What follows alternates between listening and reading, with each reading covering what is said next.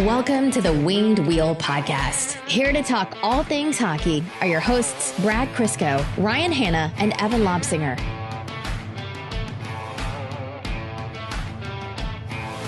I need to pay more attention to what I'm wearing before we hit record.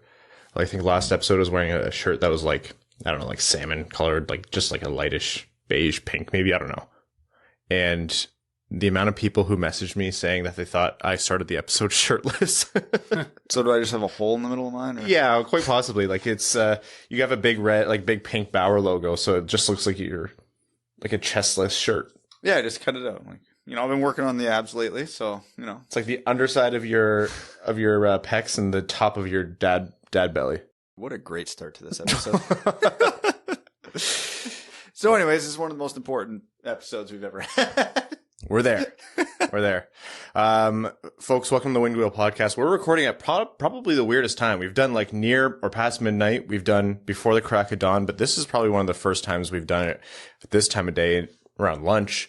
And that's because we want to get this out to you sooner, because this episode is featuring an interview with the one and only Elliotte Friedman of Sportsnet, 32 Thoughts, the podcast, Hockey Night in Canada, and everywhere else you see him in the world of being a hockey insider. It was a really great interview. It really was. Yeah. You could see why he's so successful.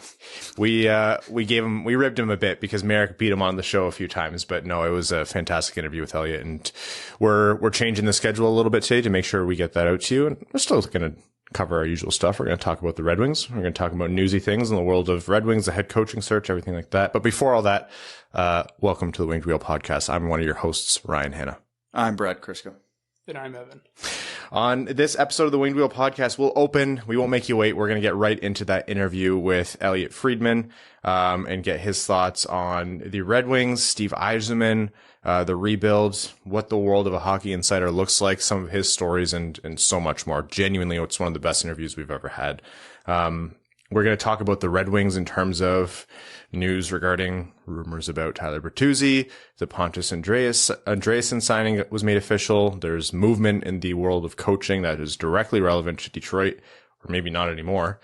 And we'll talk a little bit about the playoffs, and we'll see where we're at for time, because there's some NHL news, but we can make fun of the Arizona Coyotes on any day. It doesn't necessarily have to be today. That's the the bottomless well of content. It truly is. When in doubt, just see what the Coyotes have done lately. The past hour. Yeah. We're 20 minutes short for content today. Google's Arizona Coyotes timeline within the last 7 days. And we're good. Perfect. Before we get into the interview, I do want to mention the Jamie Daniels Foundation and all of the amazing work that this community has done to fundraise for the Jamie Daniels Foundation. We're nearing $30,000 for the Wings Money on the Board campaign, which was started in partnership with our good friend of the podcast, Prashanth Iyer, who also joined us for the interview. So thank you, Prashanth, on both of those fronts. Almost $30,000. So thank you all so very much. Visit jamiedanielsfoundation.org to find out more about the foundation and how you can support them. And also, part one of Prashanth's If I Were Steve Yzerman article series, which is rapidly expanding, is already up on the Winged Wheel Podcast website on the blog section. So I'll put the link in the description of this episode. Thousands of you have already read it, but it's a really great start to what is now rumored to be, sources tell me, it's Prashanth, expanding from a 4 to a 5-part series. I really can't wait for you all to read it. There's some really excellent insights into coaching prospects, especially coming up soon. So read part 1 and get ready for part 2, which should launch early for patrons on Friday, we're hoping, and then made public for everyone in a few days after that. Okay. We are joined on this episode by Elliotte Friedman of 32 Thoughts. Again, one of our favorite interviews we've ever done. We really appreciate Elliotte taking the time, and we won't make you wait any further. So without further ado, enjoy this interview with Elliotte Friedman, hockey insider. Well, this has been a long time coming, because I believe the score is currently 3-0 in favor of Jeff Marek for appearances on the Winged Wheel Podcast. So Elliotte Friedman, thank you for joining us, and congrats on getting your first point on the board. Well, I will say, no offense, guys, but this is one victory I'll let Marek have. Folks, welcome to the Winged Wheel Podcast's first ever interview with Elliotte Friedman, who you very well know from his excellent work in Sportsnet, 32 Thoughts, the podcast with Jeff Marek and Amal Delic, and obviously the world of being a hockey insider. Elliotte, welcome, and how are you today? I'm great, guys, and thanks for having me. I know you guys have tried for a while. I kind of like I'm going to reset at the end of this year. I'm basically going to say that everybody who sent me a podcast invitation, resend it, and I'll try to make up for it. I remember what it was like to be young and starting out, and there were a lot of people who were really helpful to me. So as I get older, I'm trying to pay it back. So I'm trying to get to everybody. So I appreciate your patience. Oh, no. Well, it's much appreciated that you're on, and you do quite a service to the hockey world. So by no means are you indebted to anyone in that respect. So I'm going to open with one question, and this is actually one that I got from Marek. Okay. So I don't know. Yeah, I don't know if that's a little bit scary for you. What a disaster. Okay. So Jeff said to ask, how many times exactly does your phone kick out during your car casts? You know what happened was Toronto has a lot of really bad potholes in the neighborhood that we live in. So when I'm driving home at the end of the night, like basically, for those of you who are not familiar with our city, and anyone from Toronto who listens to this will nod their head. The moment the weather turns decent, the construction starts. Like you can't drive anywhere. It's awful. And the people of the city really hate it. And the streets are really potholy, and if I hit big ones, it knocks my CarPlay offline. So it'll happen like 3 times a podcast, and it's really infuriating. I hate it. He hates it. So the answer is probably about 3. It's pretty funny he told you that, though. Well, credit to Amal, because I know that has to be something in production. Yeah, that sucks. It really sucks. Speaking of difficult to work with, and I promise that's the last slide I'll take, bringing this over to the Detroit Red Wings, your line of work is within knowing everything, getting information, extracting it from people who maybe don't want you to have it. How different is your line of work when it comes to working with and around Steve Yzerman versus other GMs? Well, I knew I was going to get this question coming on this podcast, so I figured I'd better prepare an answer. Look, I have a lot of respect for everything that, number one, I just want to say I have a lot of respect, for everything that he's accomplished in his career and life. You know, he's a huge success by any measurement of a model. He has a way of doing business, and he likes to be secretive. He likes to be, very, very secretive. And he takes it almost as a personal affront if anything gets out that he doesn't want people to know. I joke now on the podcast that he is Lamorello light and Verbeek is Yzerman light. Like those are my nicknames for all those guys. You know, I would say that reporting on Tampa when he was there, and you know, now that he's gone, Tampa hasn't changed. They take a lot of pride in still being very, very quiet about things that come out of there. He's definitely left his imprint in that organization in that way.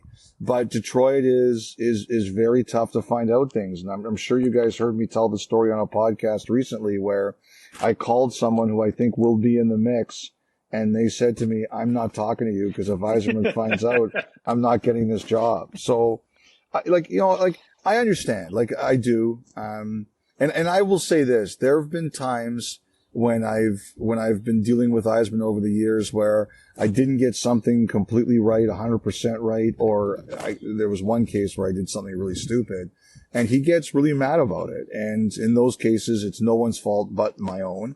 But you know, he makes it really challenging. He puts the fear of God into people around him that they don't want to be known as talking to me. You know, on some level, you kind of enjoy the challenge. If you ever do figure anything out there, it's kind of like, you know what, it's Yzerman 10,000, you know, other reporters 1. So, but I think we all know the way it is going to be going in. So is it somewhat common then, with Detroit and Yzerman to get 75% of a story and you want to go, but you're just not 100% sure, and then you run into the fear of, oh yeah, I don't want to piss this guy off and have to deal with this for the next however long while trying to already get tough stories out of Detroit. Honestly, Brad, I don't think I really look at it that way. It's like, I think, if you almost get anything, he's not going to be happy about it. And so that's just the way it is. I mean, if you get something and you feel confident in it, you go with it, and, you understand that he's not going to be happy. But he makes it really hard. Like, he's got a very limited amount of people he really gives information to. One of the things is it's not a Canadian team, so my focus, because I work for Hockey Night in Canada, if he worked on a team in Canada, I would probably be quote unquote on them a lot more, trying to figure out what was going on. And I think also because Detroit is at the lower end of its cycle right now, although it's showing signs of coming out of it, I think that happens too. But I just think, going in that, like I remember, like, one of the conversations I had with him years ago was he was upset about something I reported, which I knew to be correct. And, he didn't like that I got it. And I think it was one of those stories where you get almost all of it right, but there was like one small detail, whether you didn't have it right or you didn't have it 100%. And, we had a disagreement about it. And I said, well, I reached out to you, and he said, it's not my job to confirm or deny your stories. And my position to him was, okay. But like, I said to him, you can't be upset if, 3% of the story is wrong if you're not going to do it, not going to, confirm or deny. And he disagreed with that. And like, it's like, I want to make it very clear. It's not like I dislike Steve Yzerman. I don't, or anything like that. I just understand that these are the terms he sets. And because he is Steve Yzerman, he's very successful at what he does. He's a very good executive. He can set those terms. So the one thing I said to him in that particular case was that, like, I just disagree with him being upset because he had a chance to talk to me about it and he just chose not to do it. But that's his way. I don't have a problem with it. I understand it. I just think, like I said, we all know the rules going in. He's really secretive. He's really private. He doesn't let information going out. And if I'm wrong on something, and there was one really moronic thing I did on that he definitely lets me know that I'm an idiot in that particular case. Well, why don't we talk a little bit about that rebuild cycle? Because you said the Red Wings are, near the bottom and coming up. You have a national view on the NHL while we focus in on the Red Wings. So I want to get your take on the rebuild overall, how long this has gone on, timelines, which I know Yzerman rolls his eyes anytime he's asked about a timeline. What's your take on where the Red Wings are at and a potential decision that Yzerman might have this summer? And Prashant has been doing a lot of great work on this with his If I Were Steve Yzerman series for the Winged Wheel podcast site. The two paths that Yzerman has of either, really bringing this team up to be closer to a playoff competitor, or kind of paring it back and aiming for the 2023 draft with Michkov and Bedard and Fantilli over there. Well, I like, the one thing is, first of all, I think you should be interviewing Prashant about this and not me, because like last year, Prashant, didn't he do like everything you wrote? Yeah, well, he got just about everything right down to the dollar. I think I was off by about $100,000. So. I had to say, when I read all that stuff last year, I said to someone, I can't remember who I said this to. I wish I did. I said, why doesn't Yzerman just hire this guy? Like, that was what my reaction was. Because that was really good work, Prashant. Really good work. Appreciate that. I think that, like, I look at the team and, you start to see it, right? Like, like, the one thing is, they had a press conference this year where they hired Lidstrom, and I waited to the end when everybody asked the questions about Lidstrom, and I just asked him, I said, your team seems to be really getting better. When do you kind of start to add to it? And he said, as you guys said, I don't really look at it that way.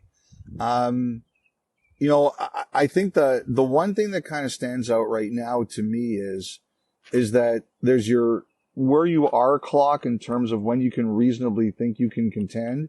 And there's also the clock about what your contracts dictate you have to and not have to do, right?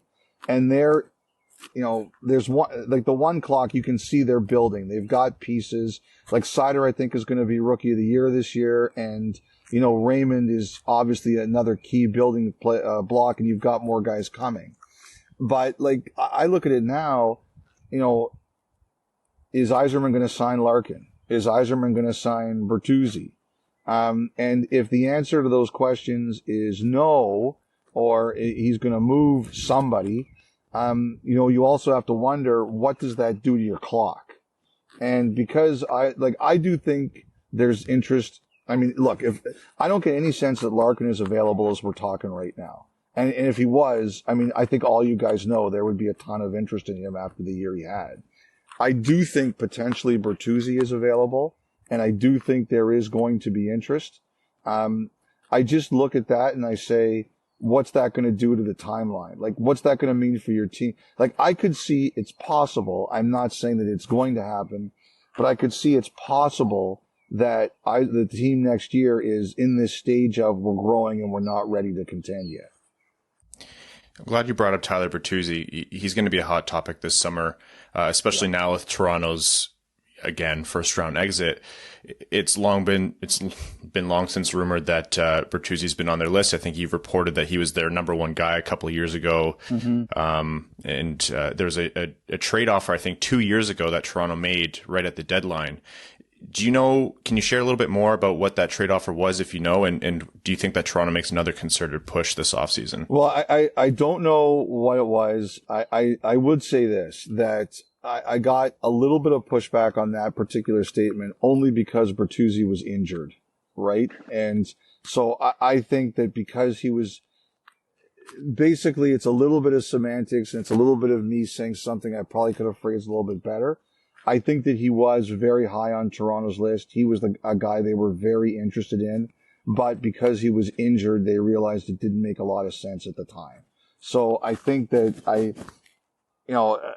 think if I would have said he was their number one guy on their list, well before he got hurt, that might have been more accurate. But I think at the deadline, it wasn't the case because he was out. But I think that's the kind of player Toronto needs. And I think that they have identified that kind of player as a need.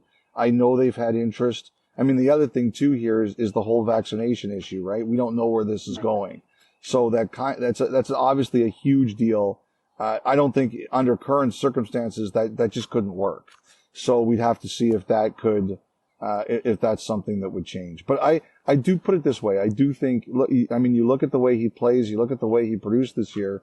If Detroit makes him available, there's going to be a lot of interest in that kind of player.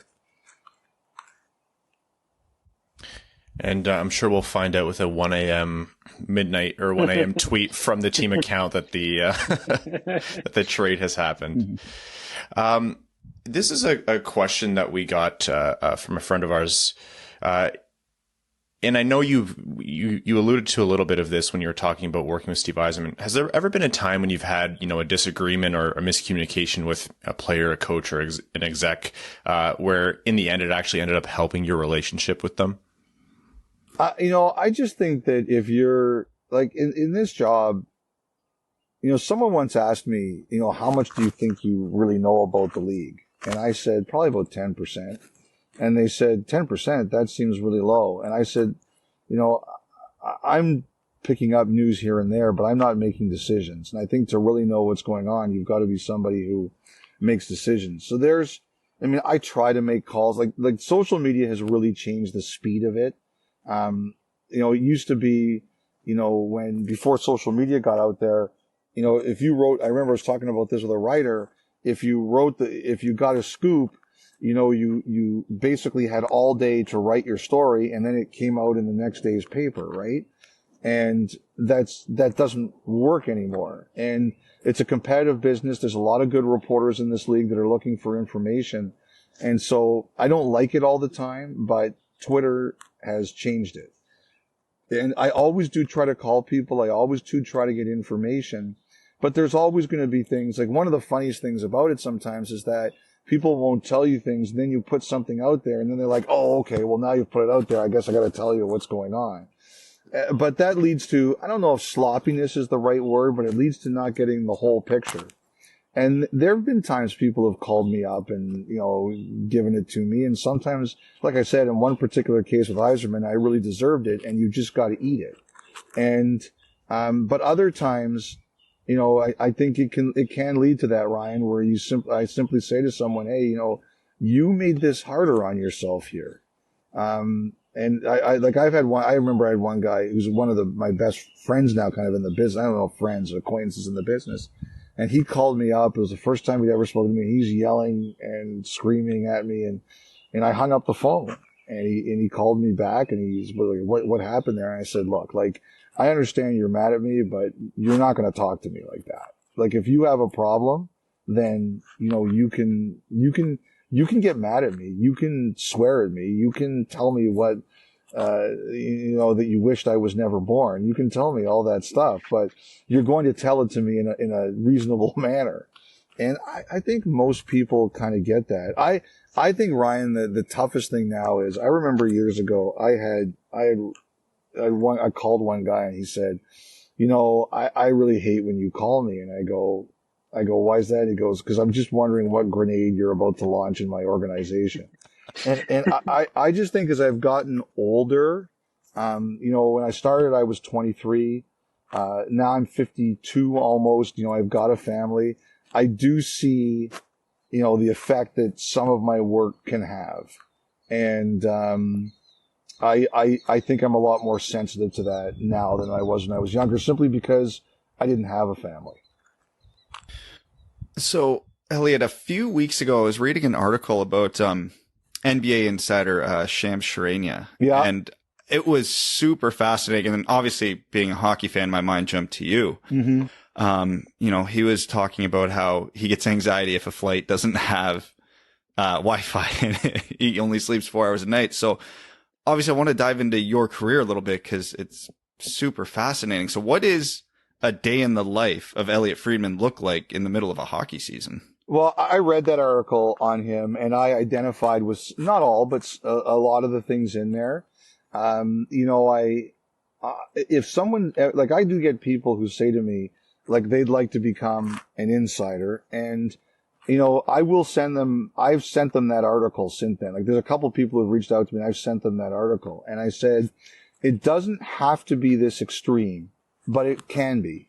Like, I read some people who wrote, like, I think that's really sad and I wouldn't want to live like that. And I don't like that. I think he's making a choice. And if that's, I probably don't agree with everything or I wouldn't want to do everything that's there. But I understand it. And the other thing too, I understand is this is his life goal. And, I've read a lot about Shams and kind of the path he took, and I have respect for his work. I think he sets a very good picture of the kind of mentality you have to have if you want to do this job properly. And I don't like people who say that it's sad. I don't think it's sad. I think it's his choice. And if that's the way he wants to live his life, and maybe when he gets older and has a family, he might change it. I would just say, Brad, that, I used to, there would be times, yes, when I knew, I will tell you, when Erik Karlsson was signing in San Jose, I'd been chasing that story for 2 or 3 days, and it broke as I was taking off on a plane.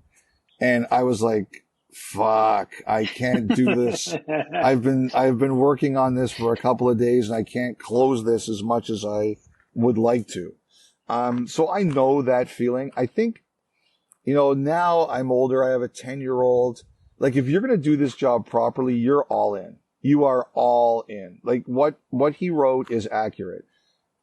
I think now, as we come out of COVID, and I think a lot of us are kind of looking at our lives right now, I have thought about, is there a better way to do this? Like, my wife, who's like Stephanie, she is like the patron saint of wives. I don't know how many of you guys are married, but there's no way your wife is better than my wife. The crap she puts up with is incredible. She'll look at me sometimes and she'll say, "Are you listening to me?" And that really, it makes me feel very guilty. I do look at my phone too much. For example, Brad, during the playoffs, you're burning the candle at both ends, right? Because sleep is so important. Like, I'm working almost every day. You know, when we do the car casts, like, I get into the car, the games land about, like, for example, last night's game ended about 1:00.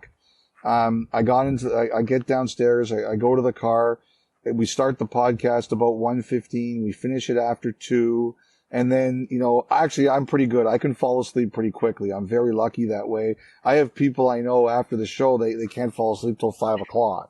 So, you know, I'll sleep till 9:30, 10:00. And then the thing that sucks about that is if I do sleep till 9:30, 10:00, I don't see my son before he goes to school, right? So, but then like during the day, you're sending texts. Like yesterday, I'm working on the Barry Trotz interview in Winnipeg, and then you go in for the game. So, you know, like I'm not complaining about it. I do love it. I really love the playoffs. It's the best time of the year, and the games have been excellent. But Brad, like, put it this way: if I got home one night and the locks were changed, I wouldn't, you know, really blame her too much, I have to say. Yeah, there was a point earlier in this interview where I was muted for about 3 minutes because my wife was downstairs, and I don't know what my 2-year-old was doing, but they were not having a good time, and the mic would have picked it up. But to kind of continue with your career, because now that gets my mind going about maybe some stories you had in the past. Like, what's your, I don't know what to call it, your biggest win and your biggest loss? Where like, how did I miss that one? Or that one came out of absolute nowhere, or I can't believe I broke this story as quick as I did and got it before everybody else was even on the radar. You know, Brad, I'm really not great at that because I'm very much I think like a player in those ways. Like if you have 80 great games in a row and then your last game stunk, I tend to think about the last one and I don't dwell on the wins. Like over the years, I've had a lot of wins and I've had a lot of losses. And like people ask me, who's the best insider in hockey? And my answer is, it's the person who broke the last big story. Like that's who the best insider is. And I think that, like I remember interviewing Mark Messier once and I asked him, like, when did you, because remember Mark Messier's career started, he got sent down to the minors. Like they would say, like, I don't know if this guy's going to figure it out to make it. And I said to him, you know, when did you think you made it? And he goes, honestly, I tried never to think that way. I always tried to think like I had something to prove. And I think that's such a great mentality. Like my favorite was Michael Jordan. And I always loved how, like, I've told the story before about I went to a game, I covered a game because I covered a lot of the Raptors early, Bulls Raptors. And in the third year, the Raptors traded Damon Stoudemire and they played at their peak Bulls who were about to win I think it was their sixth championship. And they had 8 players on the roster and they were going to get killed and they knew it. And there were 30,000 people there at the Sky Dome, which is where the Raptors played at the time. And I'll never forget this. Jordan at the half had 3 points and the Bulls were up by like 30. And my seat was right next to the Bulls bench. That was my radio seat, was right next to the Bulls bench. And Phil Jackson walked up to Michael Jordan at the start of the third quarter and he said, Michael, why don't you take the rest of the night off? And he looked up and he goes, I haven't given these fans their show yet. And he scored, I think, 19 points in the third quarter. It was ridiculous. The crowd was going bananas. The Raptors lost by 40. And then he walked by him at the end of the third quarter and he said, okay, now you can take me out. And I just remembered that. Like, I remember sitting there that night going like, holy crap. Like, this is the best player, maybe to me, like I know LeBron's done a lot of great things, will always be a Jordan stan. Like to me, he's the best player in the history of the NBA, and he knew that there were 35,000 people in the building that night who bought tickets to see him, and he gave them their show. And that always, to me, that separates the good from the great. And I want to be the best I can be. I'm not always the best I can be, but I want to be. And I think, Brad, honestly, like the biggest win I have is hopefully the next one, and the biggest loss I have will probably be the next one. And I don't like that. I'm still competitive. The other people I compete against, they're very competitive. I would bet a lot of them think the same way. Elliotte, honestly, I think you're far too mentally stable for Twitter. But you talking about Michael Jordan kind of got the wheels turning on another question, just because obviously you dealt with just about every player in the league at some point. Who's hockey's Michael Jordan, but not in terms of skill level, but that mentality of just, it's not enough we win, I have to dominate. That is a fantastic question. That is a great question. You know, Chris Pronger was a lot like that. Like, he didn't just want to beat you. He wanted to beat you and beat you up. Like, that was like, I know a lot of people didn't like Pronger. I actually really like his Twitter threads right now. Like, I know some people don't. I don't get it. Like, people don't like what he says. Like, we want people to tell us what's behind the curtain, what life is really like. And he's doing that, and people are getting mad about it. Like, I don't get it. Like, Pronger, that's, I'm trying to think now. Let me just look at the standings, because I find that helps me, kind of pick through teams and things like that. And like Yzerman was a lot like that. I mean, you guys know his nickname was Cutthroat, that he would do anything like, and I do admire that in ways like, like we just did a podcast with Marty St. Louis, and, one of the things he talks about was telling players, like, to win in the NHL is hard. Like, it's hard. You have to be like, like, I know, like, people talk about should hockey players play with the injuries they do. My answer to that always is, like, if there's something you really want in life, whether it's hockey or something else, you're going to put your body on the line to accomplish it. Like, whether it's hockey, it's going to medical school, it's anything. If you really care about it. Let me just look through a lot of this quickly. I'm trying to think like people who have that kind of like, I think Crosby is wired that way. He wants to beat you. And I don't think he does it in a mean way, but he wants to dominate you. I have a ton of respect for him. I think Brad Marchand would be another guy like that. Like, he wants to beat you and he wants to embarrass you. Yes. He could take a few angles on that. Yes. He like, I've met a lot of people who were really like Daniel Alfredson, who was probably my favorite guy to cover, was one of the nicest guys I've ever met. He was so pissed off in a Stanley Cup final. He shot the puck at Niedermayer in the middle of a game. I think Billy Guerin is probably wired a lot that way. You've seen the choices he's made. I think there's probably more than I'm giving credit to, but Pronger was the first one that kind of came to my mind, because he didn't just want to beat you, he wanted to beat you up, and he wanted you to know it. And I kind of always was fascinated by that attitude. Well, it's interesting that a lot of the names you give either are GMs in the NHL now or are in management or coaching in the NHL now. So that definitely seems like a trait that could translate into a post-playing career. Who do you think's next on the list? Well, I think the thing is, Brad, is that if you're going to be a good GM, you have to make very difficult decisions. And I think, one of the things that happens is, I remember Tim Taylor told me this. When he retired, I think he was in Tampa, I want to say. I can't remember where he first went. But wherever it was, he told me that his first game, he was in the press box with the other executives, and he couldn't believe how they were talking about the players. And he goes, "Did you guys talk about me like this?" And I think that to be a successful executive, like, you can still treat people right, obviously, but you have to make decisions that are really hard. And you have to tell people that they're not good enough to play anymore, or not good enough to play for your team anymore. And I think that's a hard thing to do. I look at, this group. I wonder, like, will Crosby be an executive?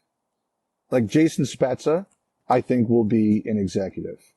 I think Nick Lidstrom could be a phenomenal executive. I really do. I think that's a very, very interesting one.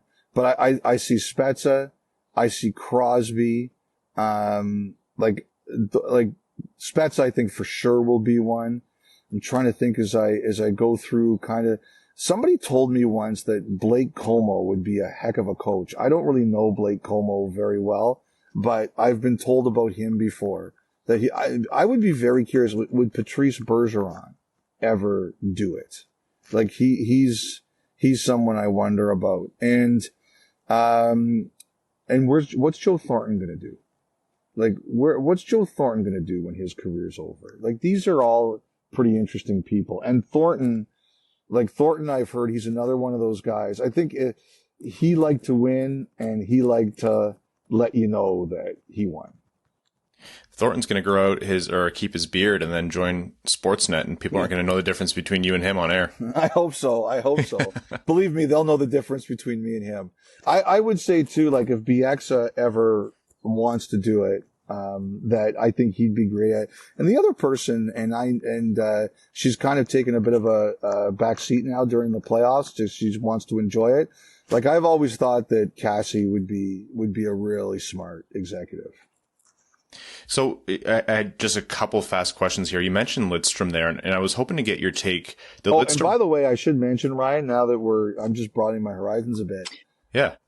Haley Wickenheiser was one of the toughest I've ever seen. Like during a game in terms of competition, man, she was tough. She was absolutely tough. Yeah, absolutely. One of the best to ever do it. Mm-hmm.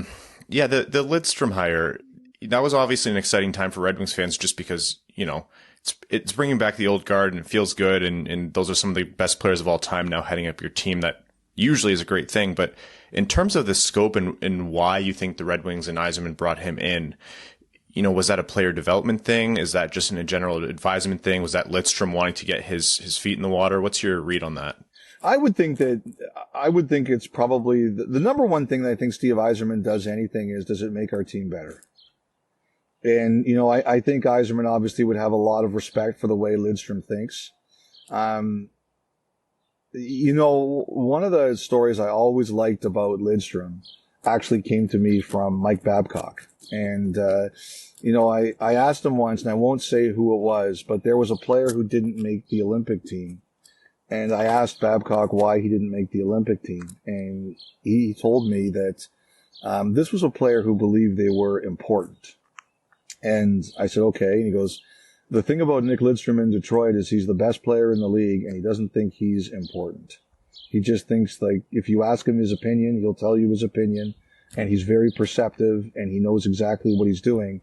But he didn't think he was important. And I think that is a trait that I really try to keep. I don't know that I'm always successful at it, but I really try to keep that. And I think people like that are so incredibly valuable. People who are smart, people who know things, people who are super good at what they do, but do it in a way that it doesn't destroy your organization. And you can never have too many of those people. I think the other thing too is that if you look at Yzerman's history, he's never been afraid of Russians when a lot of other people were afraid of Russians. He's never been afraid to look at things a little differently. And I'm sure he looks at Nicholas Lidstrom living in Sweden and how smart Lidstrom is and says, I think you're an asset to our organization. And at the end of the day, that's all I think Steve Yzerman cares about. Do we make ourselves better with Nick Lidstrom? Yeah, we do. Then we're going to find room for Nick Lidstrom. I think he always knew Verbeek was going to leave. Steve Yzerman pushed for Verbeek a lot. For years, he said that Pat Verbeek should be a GM of a team. As a matter of fact, I think Steve Yzerman, who never leaks anything to anyone, was leaking to people that Pat Verbeek should be a general manager, which I got time for. I understand that. So I think that he felt that the time would come and he needed somebody else there. All right. Well, Elliotte, I know full well it's not the warmest day outside, so we're going to let you go. You know what? I've got 7 more minutes if you've got anything else you guys want to do. Well, I actually have a pretty silly question, so we always have time for that. What's your most Marek-esque rule change idea to improve the game?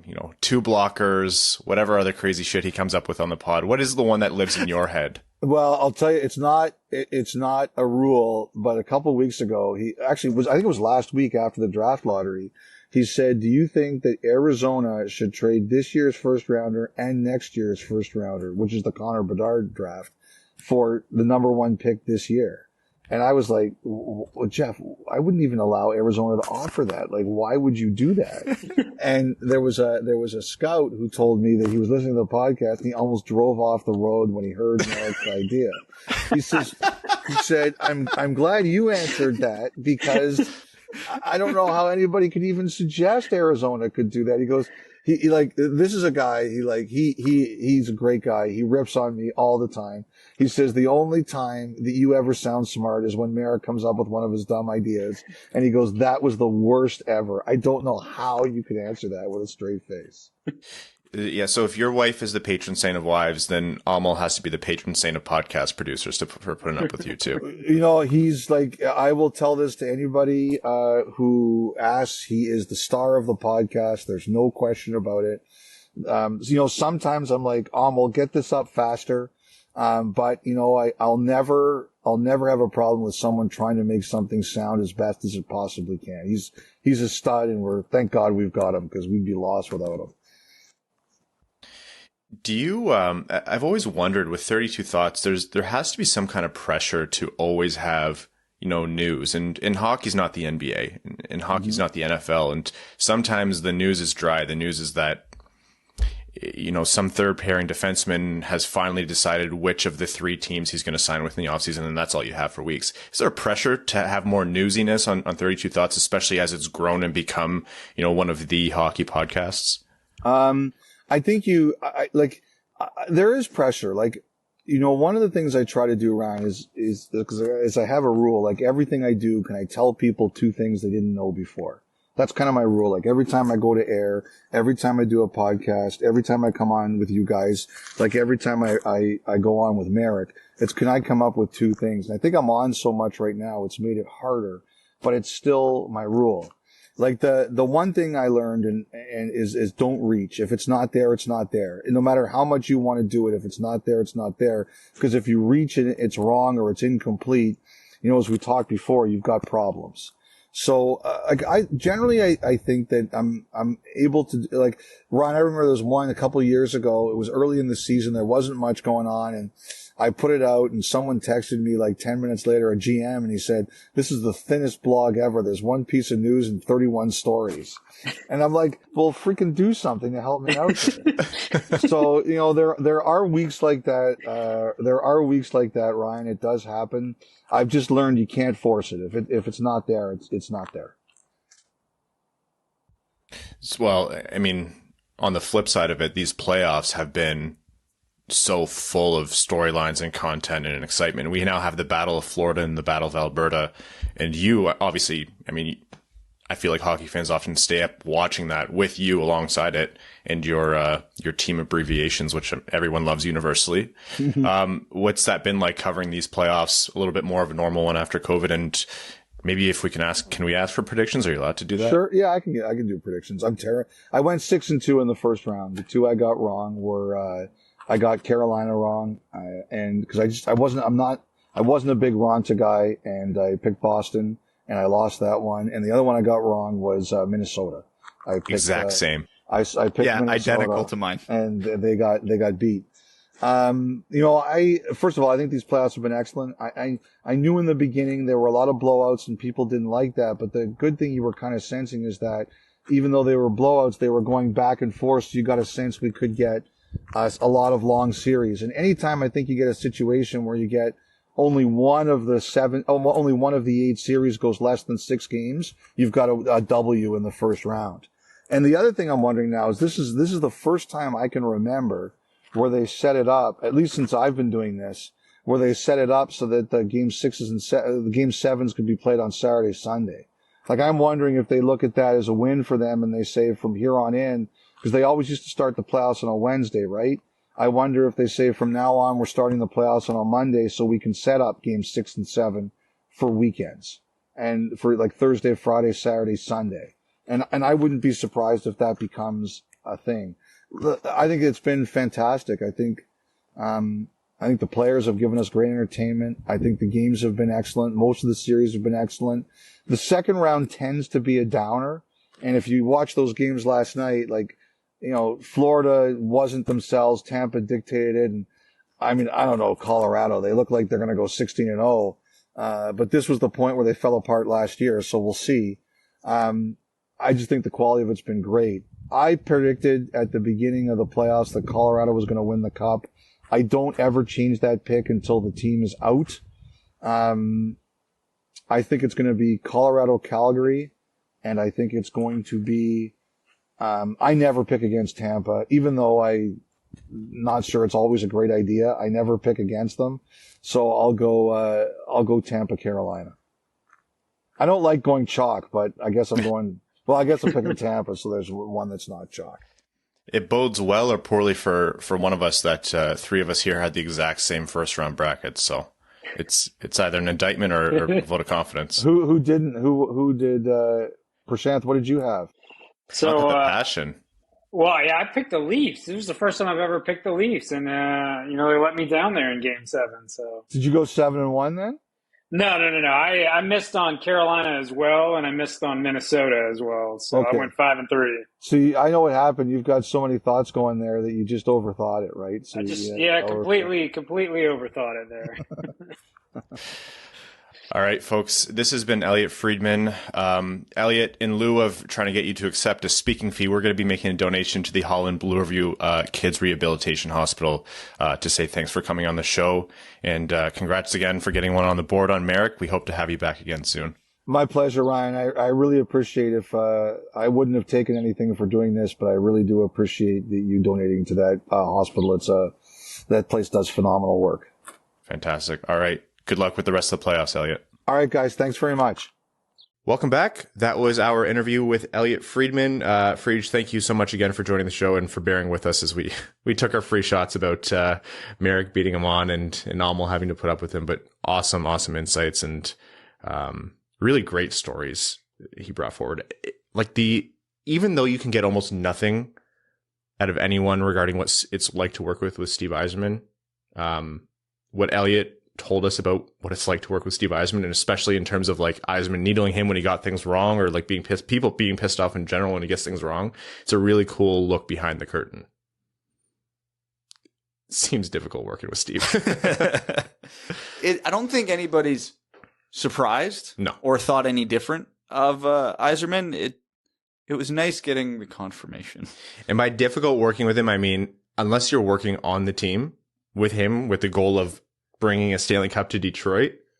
And I mean, it's his job to be this way, but then it's not going to help you. Yeah, it's not a bad thing. No. It's absolutely how Steve Yzerman should be. Yes. It's how most GMs should be. For Elliotte's sake, I'm glad most GMs are not like that.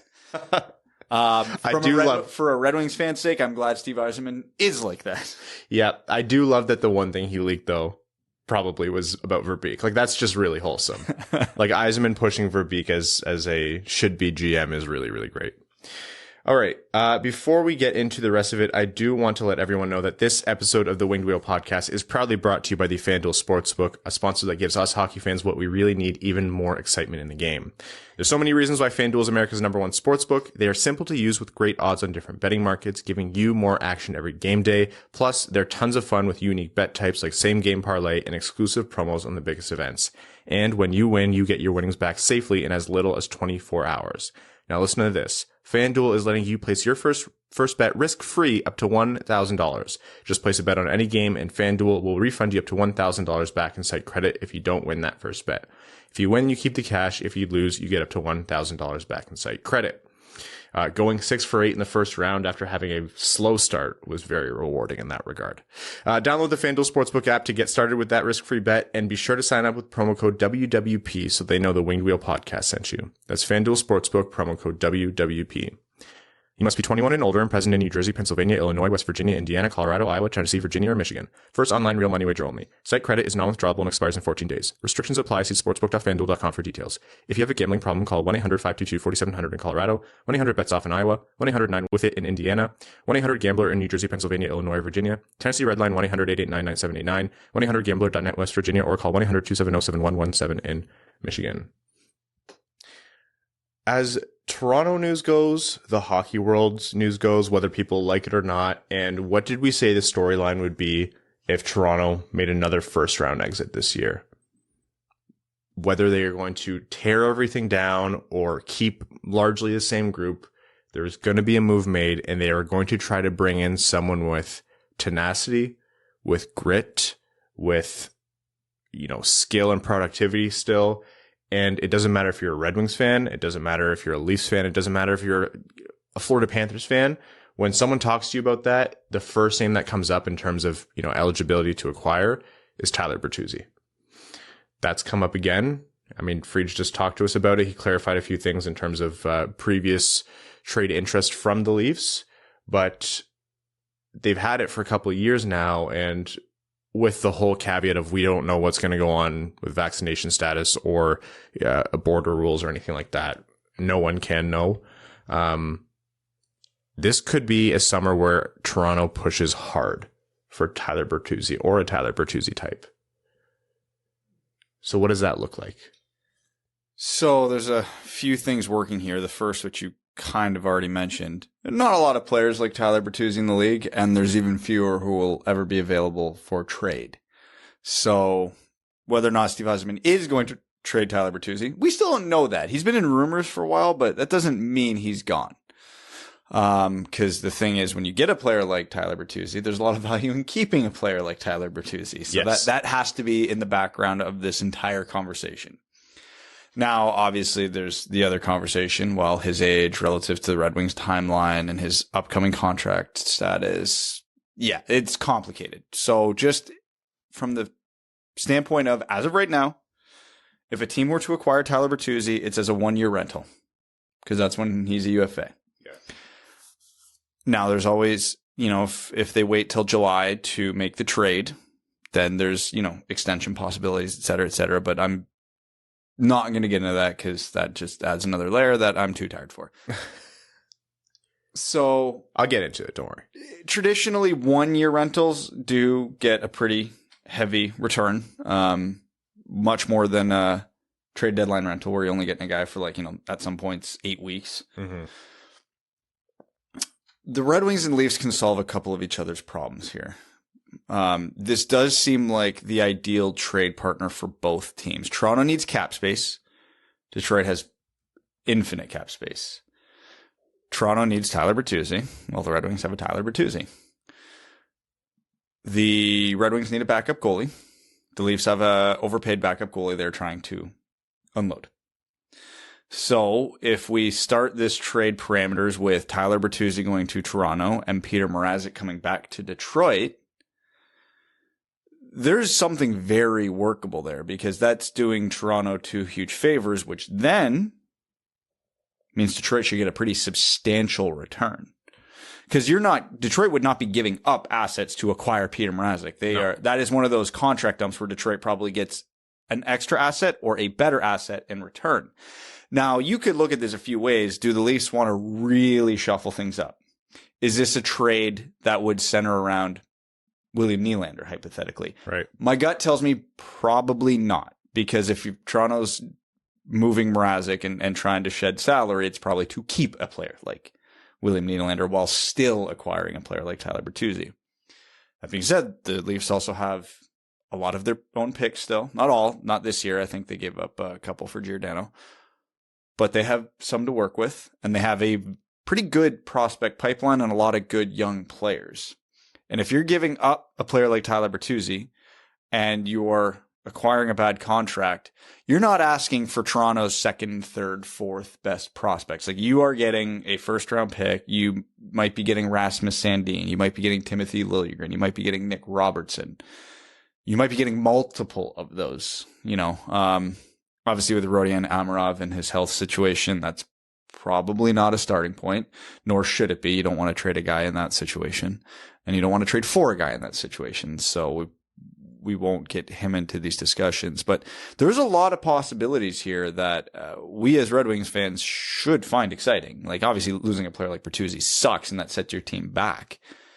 But man, Toronto has the pieces to make this trade work. Because we were talking about at the deadline when the rumors were going around with Pittsburgh. Mm-hmm. What was our first thought? What the hell do they have to give us for Tyler Bertuzzi? Which is what ultimately stalled those conversations. Exactly. Yzerman wanted futures. Pittsburgh was like, no, we want to make a hockey trade. And Yzerman was like, what are we doing here? Yeah. Toronto can do either. Yeah. Whatever your flavor is, the Red Wings we want to get better this year. All right. You probably don't have to add a whole hell of a lot to Bertuzzi to acquire Mrazek and Nylander, if that's what Toronto's looking to do. And if you're like, no, we're still in the mode of futures, like I said, lots of options to make that trade work. There's a few caveats here. First of all, like Brad said, this isn't a guarantee that Bertuzzi will be traded. He is a very good player and a very unique type of player. It is hard to be good in the way that Bertuzzi is good, and it is objectively a good thing for your team to have a player like him on your team, plain and simple. And if you have him, it's usually good to keep him. Also, all of this trade talk does not preclude the conversation of an extension. Might complicate things. It might make things easier. It might make things more difficult if Bertuzzi demands too much money or too much trade protection. Then that might handcuff Yzerman and push him one way or the other. All of that is up in the air. Like you said, you can go a million directions with that, but it doesn't eliminate or disqualify the contract extension. It's not the perfect example. I don't think it's the same situation, but look no further than Anthony Mantha to know in terms of Yzerman's decision making and what's possible in the world of trades. Contract doesn't mean staying for sure. Not all the time. Yeah, look for those trade clauses. Yeah. So before you get really upset, if you're keen on keeping Tyler Bertuzzi, so like everyone would love to have Tyler Bertuzzi on their team. This is a discussion because, Toronto's in a desperate situation here, and Bertuzzi's name has popped up around this before. This is kind of the perfect situation, right? Like Toronto looks to be keeping Dubas. They said they don't want to tear things down, but they are looking to make a big move. I'm not saying it's a guaranteed thing. It's going to be a guaranteed thing that's going to happen, or that, it's going to be a fleece, but this is kind of like a sweet spot for Yzerman to go in and extract as much as he can out of Dubas and the Leafs if they want to move on Bertuzzi. Yeah, and I was just thinking it from a Toronto perspective, like, why do they even really care if they lose the trade? Right? You don't care about futures if you need to just win the cup. Why would they care what Nick Robertson's doing in the AHL if they're going to have a Tyler Bertuzzi that's essentially going to solidify their top six? If you think a player you're trading for moves the needle on a window that you view as rapidly closing, and like, hey, they're walking Austin Matthews to unrestricted free agency, you got to make those deals, right? That's when you deal futures. One of the most famous trades in hockey history in terms of a win-win trade was the Dallas Stars traded Eric Cole for... Yeah, Eric Cole. Dallas Stars traded Jerome McGinley as a prospect to the Calgary Flames, and I think they got like a year or two out of Joe Nieuwendyk, like an old Joe Nieuwendyk. That was the trade. And needless to say, Calgary got way more value out of that trade because they got, 15 years out of Jerome McGinley, a Hall of Famer. Well, in Joe Nieuwendyk's brief time with the Dallas Stars, they won a Stanley Cup. So they probably actually won that trade. And Iginla is the poster boy for players who you can't believe didn't win a cup and you wish could have. Yeah. So who got more value in that trade? Calgary. But who won that trade? Yeah, it might have been Dallas. Well, it was obviously Dallas. So there's a lot of realities here where it's a win-win trade between Toronto and Detroit. If Bertuzzi's that missing piece and Toronto goes on a run next year and then misses the playoffs 10 years in a row, they're not going to be upset. Toronto wins one cup, they don't give a shit what happens. They could miss for the next 15 years. They could miss the playoffs every year. That'll be short. Yeah, it would be. They could miss the playoffs every year until whatever prospect they trade retires, and they're still happy, and they still probably, quote unquote, win that trade. But, if the Red Wings acquire a Sandin or Robertson or whoever, and they go on to be, top 6 forward, top 4 defenseman for 10 years, well, we don't care what Toronto did. It worked for us. So very rarely do we see these trade hypotheticals where it just makes too much sense from both sides. But this is kind of that. If it's going to be anyone of all the teams that have been rumored, Toronto does seem to be the best match. The only thing working against that is that they're in division. And so generally you'd want to drive a higher price. Oh, that only means Steve Yzerman gets more value. I mean, if it happens. I mean, does Toronto's window and Detroit's window look like it's going to line up? Probably not. So who cares? I'm not even sure, though, Toronto's biggest problem is up front. I mean, their power play was not good in the playoffs, and that was maybe ultimately their demise. But I think they need a little bit more solidification of their back end in terms of defensemen. So we've got a Mark Stahl, who they would probably be happy to get. Don't joke, man. Tyler Bertuzzi and Philip Hronek for Mitch Marner, straight up. Who says that? Shh! Don't make the joke. Don't jinx it. But I mean, if Toronto's willing to be a dance partner for a Tyler Bertuzzi, and the offer is too good to be true, or it looks good on both sides, I don't know why you wouldn't do it if you don't think Tyler Bertuzzi is a long-term solution for Detroit. Matthew Knies. Yeah, another fantastic option. And the Leafs fans who listen to this are going to try to stab me after like bringing up Knies and all their first round picks and things, but you'd have to imagine you have to shoot for the stars in terms of their prospects. I mean, even the good prospects to fill gaps in the trade if you have to. I mean, Toronto's got Niemela. They've got Abruzzese just left Harvard and joined the Leafs towards the end of the season. Like, they are a team that, despite not having a lot of high picks, has drafted extremely well. So, like I said, it's that perfect scenario of a team, a good team now that still has more than enough futures to make a trade for a significant now player. Well, let's see where this one unfolds. I'm sure there's going to be no shortage of rumors. And if you're angry at that, well, that's just the way the cookie crumbles. I promise you, we do not have any influence over what Steve Yzerman ultimately decides. So just keep that in your heart when you're writing your angry DM. Still send it. They're fun to read. Okay. Some other Red Wings news. They finally announced the signing of Pontus Andreasson out of Sweden, who had a fantastic season in the SHL. Really great impact over there, which was kind of a surprise for people. 18 goals and 20 assists and 38 points across 52 games there. And in the playoffs, he was a point per game across 13 games. They made a deep run over there. So he's coming over on a 1-year deal for Detroit. As far as I can tell on Cap Friendly, this is actually a 2-year contract. Minimum $925,000 for AAV. So we'll see if he can come in and make a dent on this roster, or this might be AHL. You don't know. You kind of have to see how camp goes, right? If he does well there quickly, I mean, the Red Wings roster is in a position where they could bring him up comfortably and it won't matter. Yeah, it's like you said, there's the fact that they made it a 2-way contract means they're probably expecting him to spend some time in the A, but yeah, who knows? Obviously, as we've seen, injuries happen. This kind of experimental thing of bringing a guy over who's a little bit older. He's only, 24? 23, 24. Yeah, 24 years old this summer. He's still pretty young, but later than draft years. Could be a little bit of a gem that they found. And if not, then they need strong pros to play in the AHL as well. So excited to see him.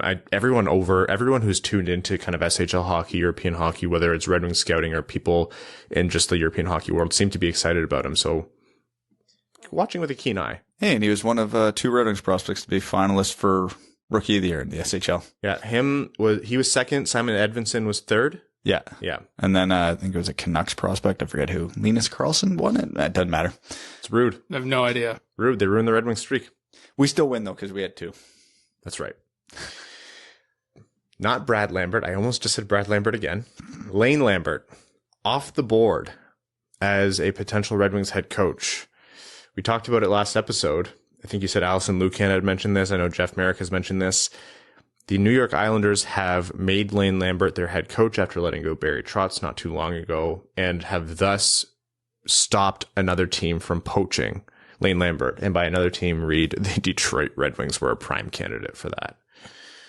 So that's a big name gone right there. Yep, I guess the Islanders were, in fact, hoping for Robin. It wasn't how you were using the analogy, but it was funny that was called out. That was called back to right away. Yeah. Yeah. So Lane Lambert off the board. And for those who might not know or who are listening for the first time, he has been seen as one of the most likely assistant coaches to make the head coaching jump, having worked under Barry Trotz for so long. What a funny situation where Lambert is off the board and Trotz is still technically available. The one thing that shocked me is Lane Lambert's only like 3 or 4 years younger than Barry Trotz. What? Yeah. Everyone builds up an idea because they haven't seen the name. They're like, oh, he must be 30 years old. Barry's no older than 29. Come on. No, definitely. He's the fountain of youth. They build people up to be like young because they haven't seen him as a head coach. They build him up to be like offensively minded and progressive because they haven't seen him as a head coach. And it's not necessarily true. All the things seem to be the contrary in the actual analysis I've seen of Lane Lambert is that, yeah, he's very similar to Barry Trotz. Well, we'll see how that unfolds with Barry Trotz because he has interviewed now with Winnipeg and he's been rumored to be attached to Philly, actually. So that's another team that's gunning for him that would do well to have him. It's funny when I hear Winnipeg is interviewing Barry Trotz. I'm like, that's absolutely the other way around.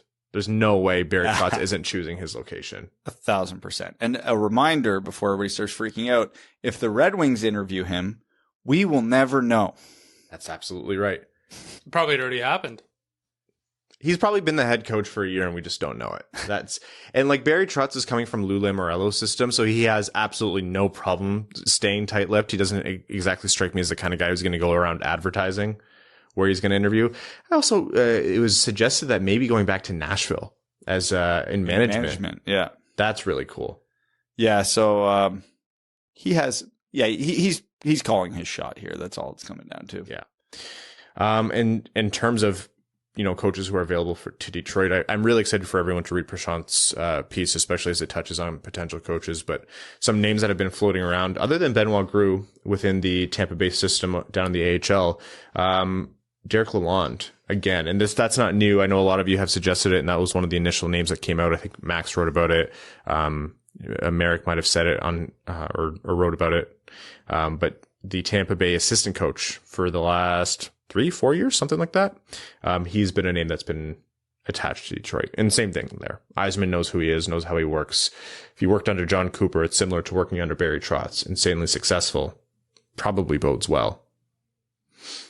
Any thoughts on those? Actually, I want to talk about something.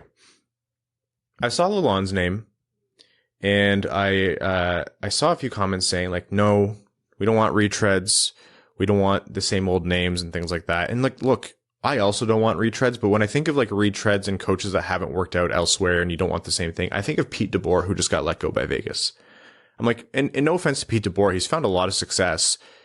People have varying opinions on how much of that was him and how much of that was the teams he inherited. But for a coach coming out of his situation where he's gone through so many teams, and the way in which he left, especially here in Vegas, has been contentious with, the whole very kind of awkwardly public thing with Leonard over there. That's the kind of like coaching retread old boy that I don't want coming into Detroit. I mean, Pete DeBoer's now going to go get hired by the Red Wings, of course, but that's what I'm talking about. But when I think Derek Lalonde, I'm like, no, to me, that's new. That's something different. Like that makes sense. It's a good mix of experience, knowing who you're getting, but also not just someone who's been tried and recycled by 10 different teams, right? I'm just trying not to pigeonhole myself here. I am open to all options. I'm good with retreads. See Trotz, Barry.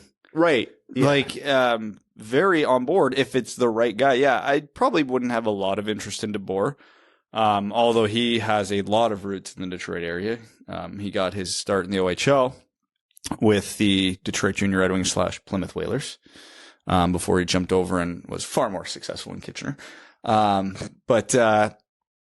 So, we were talking about Paul Maurice having all the Windsor connections, it applies here as well. Doesn't strike me as the Yzerman type, to be fair. God knows whatever that is though. But yeah, no, if it's a fresh face like Lalonde, who's been under John Cooper's system, if it's Barry Trotz, if it's, Roger Ronberg, fine. Like, I'm not going to sit here and pretend like I have a mastermind on all these coaching systems, philosophies, how they're going to do. We're not going to know. It's the widest coaching search you can find in the NHL right now. Exactly. So, yeah, I'm just trying to keep as open-minded as possible to all options. And there are no bad options here. There are just good options and better options. And then we just pray they don't go sideways once they get here. That's also options from the terms of like who people would want the coach to be. Yeah. A lot of these guys might be like, I'm not interested. That's right. You have to want to come to Detroit. That's not saying that it's anything against Detroit, but they might be like, this team's not really where they are in terms of a team, and it's just not a good fit for me. I'll stay with my current position or keep searching. Like, just because you want a candidate doesn't mean the candidate wants the job. And a prime candidate for that, again, this is pure speculation, but Barry Trotz. Why would he walk into Detroit when Vegas is there? And Vegas is a team, even though they missed the playoffs this year, a healthy Vegas probably moves in a couple rounds deep in the playoffs. Winnipeg, questions about how they're constructed, but by and large, they should have done a lot better than they did last season. Those are teams that could be viewed as much more competitive. Not even going to get into location and taxation and things like that, because you never know how much that matters to some guys. And then you have Rod Brindamore taking a willing pay cut even though he could have demanded millions more. But yeah. And there's also coaches who need to know how much control the GM is going to have over the makeup of the day-to-day roster. Like, some GMs are all over it, and some coaches do not want anything to do with that. Remember Mike Babcock and Ken Holland's kind of public struggles between... There were 2 head coaches on that team and 1 GM. If you ask Mike Babcock, he'd say there's 2 GMs and 1 head coach. Yeah. You know, almost public spats about who comes up, who goes down, who signs who trades who. Like, who was the defenseman when they're like, he's like, oh, we already have him. His name is so-and-so, when they're talking about a trade or something. I vaguely remember it being about Xavier Ouellet or Ryan Sproul. Yeah, something like that. It's like, oh, who are we going to trade? He's like, oh, we already got that person. His name is so-and-so. And it's like, oh my God, come on. Maybe that fit into the whole Alexei Marchenko saga. Maybe it was our Alexei Marchenko. Could have been it. Oh, there's been so many. It's funny. It is funny when Friedge was like, getting started out. I'm like, oh God, we've been going for so long. I'm already forgetting stuff from early years. Yeah. Well, plenty to come on Detroit, that head coaching search. Again, looking forward to Perchant's piece, and I'm sure the news will. Can't wait till it's someone we don't expect at all. Oh, hell yeah. It's going to be, you're already 2 interviews deep and you just haven't told us yet. Ken Hitchcock. Okay. Hear me out. Bring in Sutter for the sound bites. Oh God. Yes, please. Yeah. Okay. Very quickly here, let's talk a little bit about the playoffs. As we were recording last episode, the Penguins and the Rangers were going into overtime, and the Stars and the Flames are just starting out. The Rangers actually ended up winning in overtime 4-3 to move on in Game 7, and the Flames in OT won 3-2 to move on in Game 7. Jake Oettinger, one of the single-handed best performances I've seen in a series from a goalie, statistically one of the best. If Dallas was, a better team, maybe one of the higher seeded teams, that is a cup favorite if Jake Oettinger is playing like that on a better team in front of You can say it. If they were any good, they would have been a cup favorite. Put Jake Oettinger on... Pick a middle of the pack team. They don't even have to be good. Right? Jake Oettinger on the Penguins, they thrashed the Rangers. Oh, yeah. 1,000%. Jake Oettinger on the... Well, maybe not, because he won a Shesterkin. Well... You put Oettinger on Carolina, they might go 16-0. Oettinger on Tampa Bay in that series finishes in 5. I don't know. Vasilevsky was good. He was good when he needed to be at the end. I feel like he wasn't the best the whole way through. Anyhow, Oettinger was unreal. The Flames persevered. The shot attempts were like over 100. Calgary was throwing everything they could at the net. And it's funny that the one that ended up going in was a wide angle shot from Johnny Gaudreau. That was just like, it had to be perfect, and no one reasonably would shoot from there expecting it to go in either. Any thoughts on the Rangers moving on over the Pens or Flames over the Stars? Good and good. The Rangers moving on because even though the expected goal share in that series, they got caved. Always a fan of seeing the Penguins lose. Yeah. Big fan of that. And if Calgary had lost that game and deprived us of the Battle of Alberta, I'd have never forgiven them. The Battle of Florida and the Battle of Alberta is just absolute peak content for a neutral hockey fan. We talked about it before. It is just so good to watch them duke it out. This is the first year where I feel like this stupid divisional playoff format worked out. It's paid off, yeah. For once. Yeah. It still feels contrived to me, but I do. If Gary Bettman sat here and said, screw your contrived, we have the Battle of Alberta and the Battle of Florida, I honestly couldn't tell him he's wrong. They could have still ended up making it or play one another in the 1-8 anyway. It's just less likely, I think. When you mix them. Be better at hockey then. So listen, it's the Edmonton Oilers, man. You got to take what you can get. So with those playoffs going on right now, we have the second round that started last night. It's going to continue tonight. Colorado ended up taking game 1 in overtime over St. Louis, and Tampa Bay won a kind of a wonky one. It was a little dull, actually. Florida's still doing Florida things. Yeah. They didn't seem tuned in, Florida. That may have been one of the best games I've ever seen Nikita Kucherov play. Kuch was good in that game. That move on was it on Ekblad? Yeah. He literally stole his soul. Yeah. The fake inside out. Oh my God. Was that good? And it was a free goal. Was it Corey Perry who scored? Yeah. Yeah. Easiest goal he'll ever score. Having one of your best defensemen ethered like that to start a series is Not good. Not good. it does not bode well. Did you guys see that interference call on the puck that was in the air that was caught? Brutal call. That was devastating to watch because I'm like, that was a perfectly timed hit. Why don't you ask Braden Shen about the reffing so far early in the second round? I can't wait to use that clip of him beating the shit out of the camera, like just to meme something. Goes in the box and just destroys the It was a bad call, don't get me wrong, but still. It was funny. Is that pass interference or is that the wrong sport? Was it a catch? What do they call it in football? Was it fair DPI catch. or OPI? You're talking about fair catch. I don't even know. Yeah, it was like it wasn't They've got even. stupid catch rules in football that I don't know well enough to make a joke about. Football fans don't even know well enough. Okay. You know who else doesn't know what the catch rules are in the refs. NFL? The NFL. Yeah, it was. I get how they got it wrong, but it still pisses me off that they got it wrong because what a rare play where you're able to line up that hit perfectly. They also got a goalie interference. Don't shut up, Brad. They got a goal interference call so bad after review. I actually don't understand that one at all. He hit him in the head. His head was sideways and the puck went in the net. I that one I don't get. Like, there's a lot of dumb bullshit where incidental contact, defender drives the forward into the goalie. This one I actually do not understand. All right, Brad, it was unfair for me to tell you shut up. You can go ahead and call me a dumb idiot, and you told me so. I actually know definitively why that one stood. Why? Both the forward's feet were on white ice. Does that even matter? I don't even know. It matters a lot. If you track the goals that have been getting overturned versus stood this year, that has almost been universal. Is that in the rule book, though? Apparently it is, because that, who knows? that has been the trend. It's on Google Docs, and everyone's got edit access. Yeah. Okay, that's fine. But as someone who grew up in the era of Thomas Holmstrom having about half of his goals overturned. I'm not saying I like it. I'm just saying that's why it stood. Oh. This podcast is slowly descending into Brad mostly being right, and when he's wrong, he's just right later on, and you and I pretending that he's not. I'll take the ice cold takes immediately. Yeah, for real.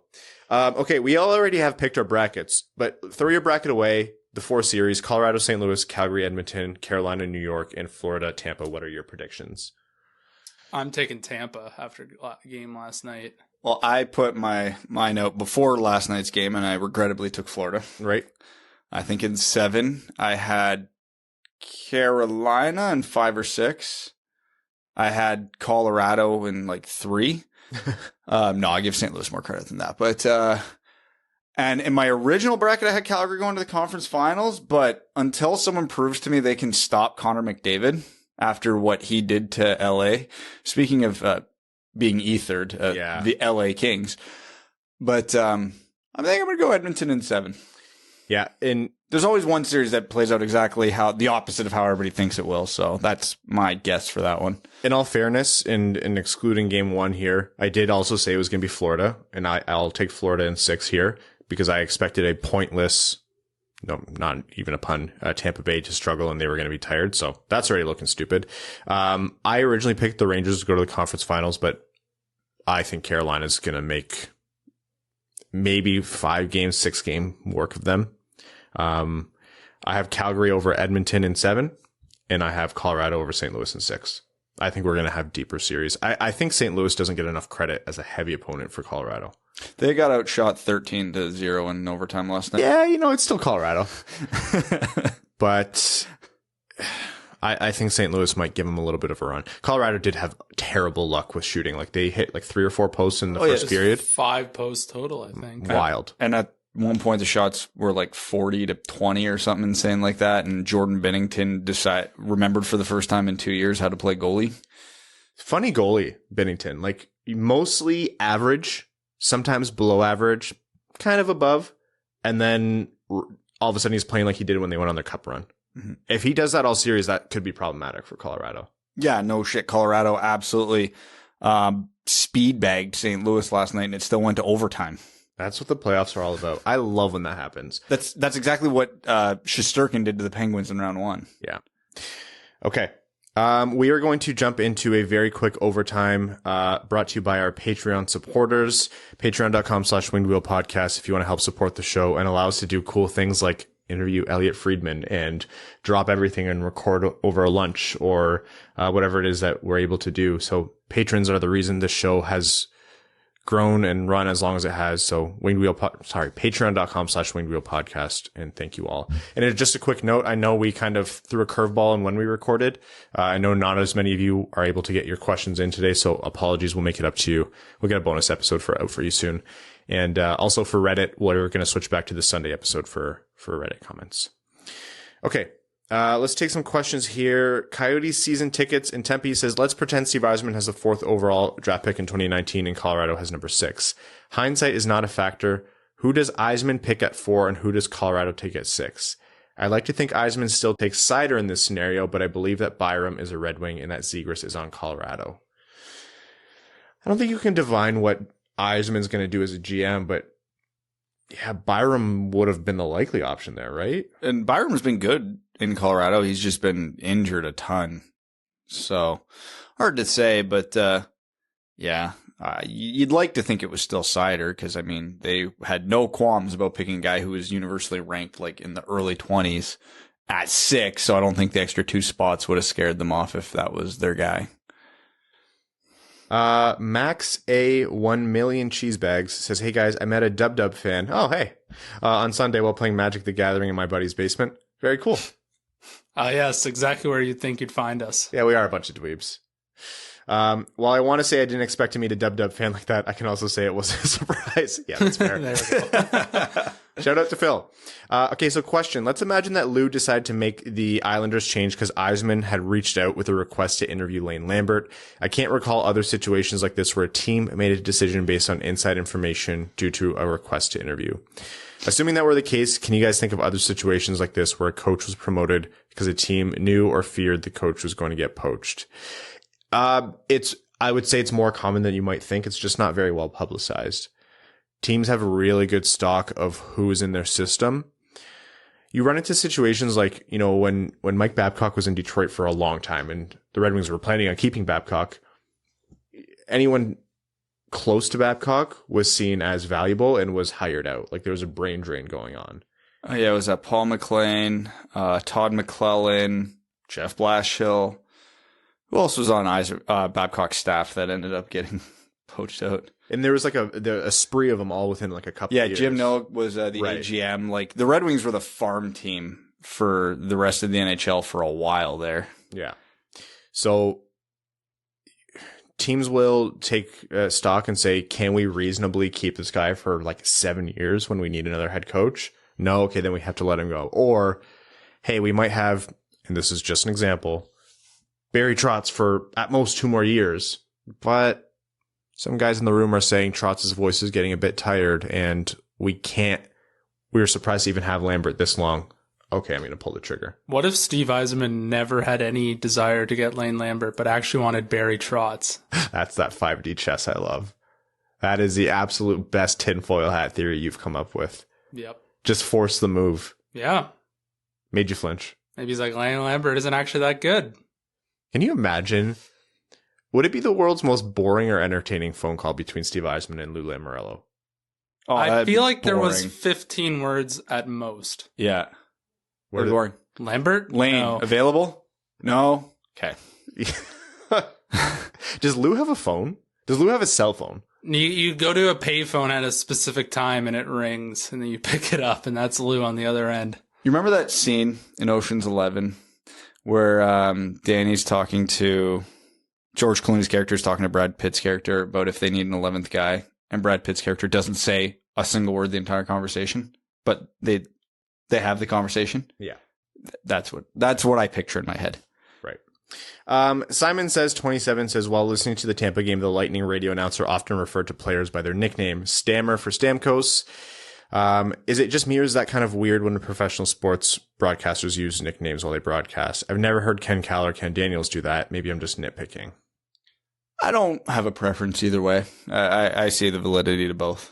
I think there's some that are so ubiquitous and like so universal. You're like, yeah, I can understand that. If it seems like they're talking to their pals, which I have heard, I'm like, almost seems like gloating more than anything. I don't know how to explain it, but I don't like Stamkos or like Tampa Bay fans will know who Stammer is, and that's how they refer to him endearingly. So I get that. I can't even say I've ever noticed that.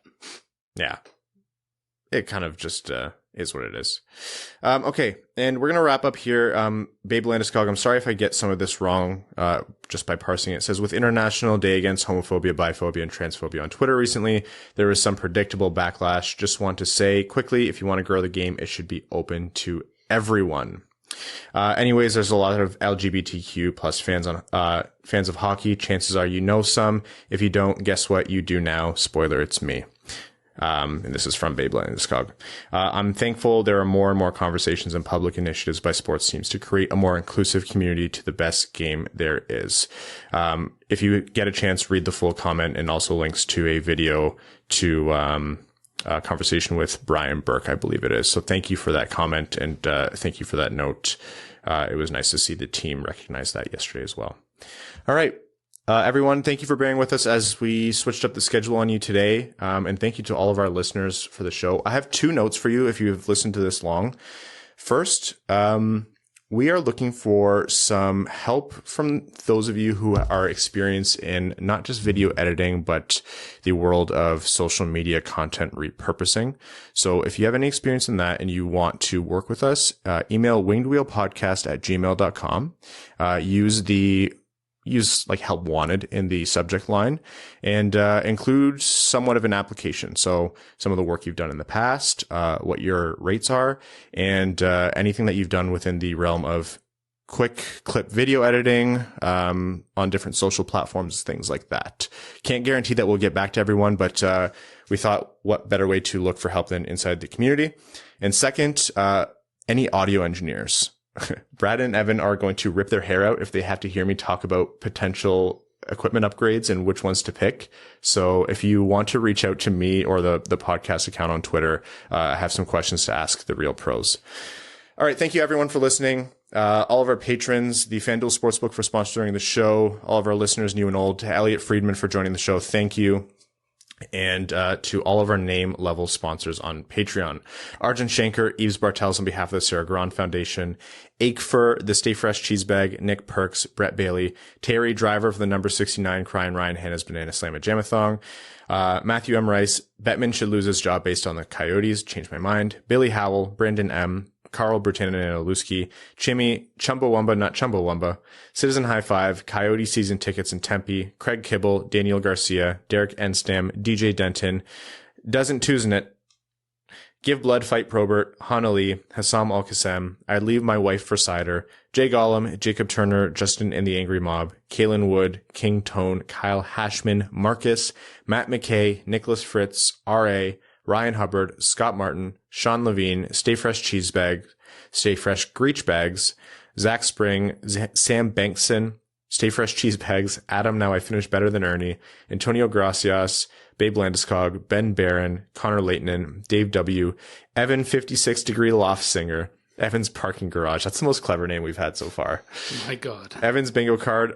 I like it when you call me Big Chungus. James Laporte, Jeremiah Adobo, Jeremy Brocker, JM Rhapsody, John Evans, Josh Yelton, Kevin McCracken, Quaz, Matt Keeler, Matt S., Max A Million Cheese Bags, Missing Vladdy More Than Ever, Papa Woody, Puck Norris, Revi DeLuca, Trevor Pevovar, Zach Handyside, and Zach McCann, a driving range superstar.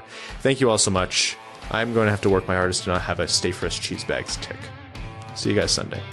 Thanks for tuning in to the Winged Wheel Podcast. Be sure to check out wingedwheelpodcast.com, where you can subscribe to the show on iTunes, Spotify, or wherever you get your podcasts. You'll also find links to other ways to support the show, such as Patreon, official podcast apparel, and more. And don't forget to follow the show on Twitter at Winged Wheel Pod. And of course, the hosts at Brad Crisco, at Ryan Hanna WWP, and at Hockey Town Evan.